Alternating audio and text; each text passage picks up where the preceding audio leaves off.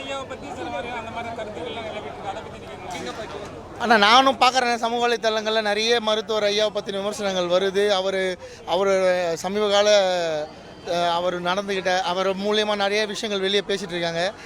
ஆனால் எப்போவுமே தனி மனிதரை விட சமூகம் மிக பெரியதுன்னு நம்ம சமூகத்துக்கு அவர் செஞ்ச அத்தனை நல்லதை தாண்டி இன்றைக்கி அவரை நிறைய பேர் தப்பாக தான் பேசிகிட்டு இருக்காங்க. அது காரணம் ஒரு தனி மனிதனோட செயல் தான். அதனால் அந்த சமுதாயத்தை யாரும் பழித்து பேசக்கூடாது.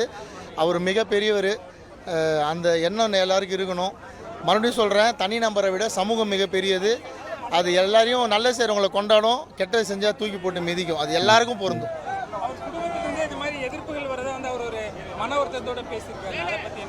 ஆனால் அது எல்லாருக்குமே அந்த மன வருத்தம் இருக்குண்ணே. இப்போ உங்கள் குடும்பத்தில் ஒரு மூத்தவர் இப்படிலாம் செஞ்சால் உங்களுக்கு என்ன மனநிலை இருக்குமோ அதே மனநிலை தான் எனக்கும்.